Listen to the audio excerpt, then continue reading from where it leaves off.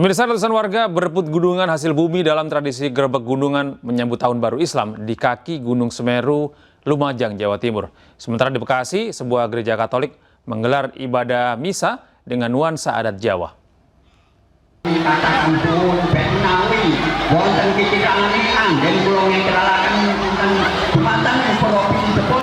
Aksi saling lempar hasil bumi ini terjadi saat tradisi grebek suro di Desa Sumbermujur, Kecamatan Candipuro, Lumajang, Jumat siang.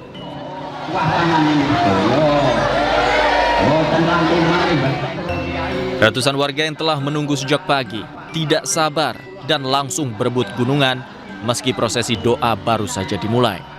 Akibatnya, banyak buah-buahan dan sayuran yang akhirnya terbuang. Dalam tradisi grebek suro ini, sebanyak 26 gunungan hasil bumi diarak keliling desa sebelum diperebutkan.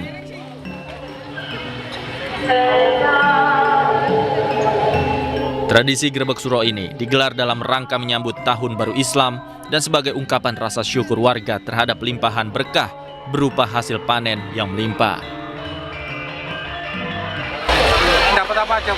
Ini dapat Sayur ya? sayur sama ini. Gimana rasanya pengalaman pertama ikut ini? Ya ikut menikmati suasananya ini loh, meriah. Terus juga bisa bisa tahu kalau memang harus seperti ini. It's actually very interesting because so far I understood it's like a mix. It's like a syncretism between tradisi adat dan Tahun Baru Islam, right? So it is very nice and very interesting. Dan kegiatan ini merupakan suatu wujud syukur bagi rakyat Sumbermujur atas sumber air yang melimpah, atas pertanian juga yang melimpah, produksi yang melimpah.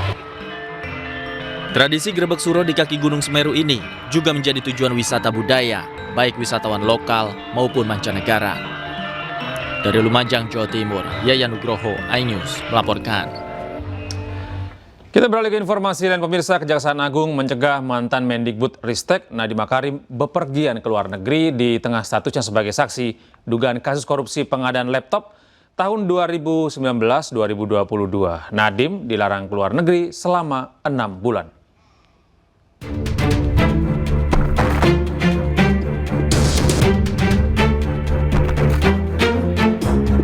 Kejaksaan Agung meminta Ditjen Imigrasi menertibkan status pencegahan terhadap mantan Mendikbud Ristek Nadiem Makarim. Kapus Penkum Kejagung Harli Siregar mengatakan pencegahan ke luar negeri diberlakukan sejak 19 Juli 2025 selama 6 bulan ke depan.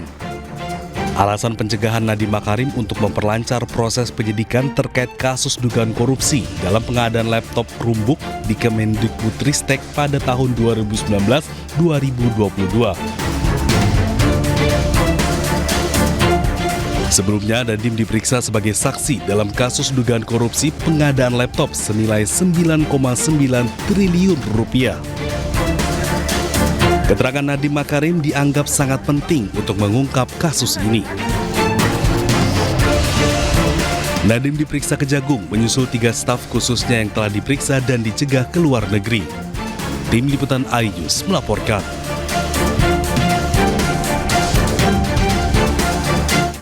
Beralih ke dugaan korupsi kuota haji di Kementerian Agama, pemirsa, pendakwa Khalid Basalamah menegaskan dirinya mendatangi gedung KPK bukan sebagai tersangka. Khalid datang untuk memberikan informasi yang dibutuhkan oleh KPK.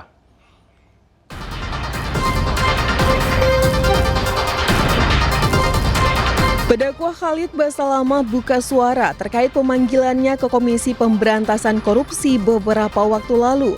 Menurut Khalid, ia datang karena pemanggilan KPK merupakan kewajibannya sebagai warga negara.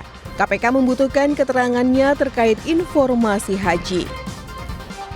Pada saat teman-teman KPK meminta saya untuk datang, saya datang sebagai bentuk ketaatan kepada pemerintah.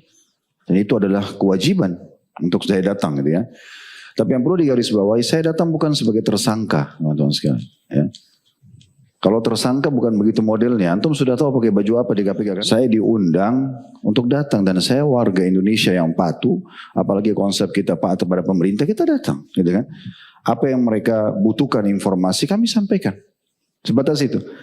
Jadi tidak ada hubungannya antara saya dengan korupsi itu ya. Jauh sekali.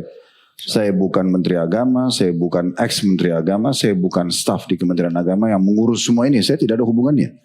Saya salah satu praktisi di lapangan yang kebetulan Allah amanahkan travel juga melaksanakan ibadah. Sebelumnya, juru bicara Komisi Pemberantasan Korupsi Budi Prasetyo mengatakan keterangan yang disampaikan Khalid Basalamah sangat membantu proses penyelidikan kasus dugaan korupsi, pengelolaan dan kuota haji di Kementerian Agama. Yang bersangkutan diperiksa, dimintai keterangannya terkait dengan perkara haji dan yang bersangkutan kooperatif menyampaikan informasi dan pengetahuannya sehingga sangat membantu. 4 laporan ke KPK terkait kasus dugaan korupsi kuota haji diduga terjadi pada 2023-2024.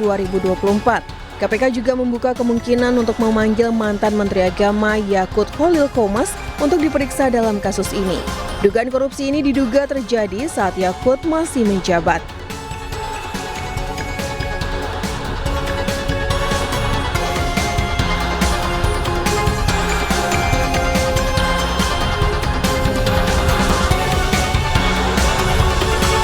Pemirsa, Presiden Prabowo Subianto memberikan hadiah bagi justice kolaborator. Nantinya, saksi pelaku tindak pidana yang bersedia bekerjasama dengan penegak hukum ini bisa bebas bersyarat. Presiden Republik Indonesia memasuki ruang acara. Presiden Prabowo Subianto mengeluarkan peraturan pemerintah nomor 24 tahun 2025. PP ini mengatur pemberian penghargaan bagi saksi pelaku. Tujuannya untuk memberi kepastian hukum dan hak para justice collaborator. PP ini diteken Prabowo pada 8 Mei 2025. Hadiah yang diberikan Presiden Prabowo diantaranya adalah keringanan penjatuhan pidana, pembebasan bersyarat, remisi tambahan hingga hak narapidana lain sesuai dengan ketentuan peraturan perundang-undangan bagi saksi pelaku yang berstatus narapidana. Meski demikian, untuk menjadi seorang justice collaborator ada beberapa syarat yang harus dipenuhi. Tentu KPK akan mempertimbangkan secara substantif dan administratifnya, dan tentu juga KPK akan melihat ya dalam aspek substantif tersebut apakah yang bersangkutan juga menyampaikan informasi-informasi penting untuk mengungkap perkara ini yang jauh lebih besar dan juga melibatkan pelaku-pelaku utama. Selain syarat substantif dan administratif tersebut, bagi pemohon GC juga harus mengembalikan aset-aset yang diduga berasal dari tindak pidana tersebut. Sebelumnya, salah satu kasus yang melibatkan justice collaborator paling menghebohkan adalah pembunuhan Brigadir Yosua pada Juli 2022. Setelah sempat mencabut beberapa keterangan dalam berita acara, Baradae alias Richard Eliezer akhirnya bersedia menjadi justice collaborator. Dari kesaksiannya terungkap Sambo adalah orang yang membunuh Brigadir Yosua. Verdi Sambo divonis mati, namun di tingkat kasasi menjadi hukuman seumur hidup. Menjatuhkan pidana terhadap terdakwa Richard Eliezer Budiang Lumiu dengan pidana penjara selama 1 tahun dan 6 bulan. Menetapkan penangkapan dan lamanya masa penahanan yang telah dijalani terdakwa dikurangkan sepeluruhnya dari pidana yang dijatuhkan. Sementara itu, Richard Eliezer divonis 1 tahun 6 bulan. Namun kini Baradae tak lagi mendekam di penjara setelah menjalani cuti bersyarat sejak 4 Agustus 2023 sampai 31 Januari 2024. Tim Liputan iNews melaporkan.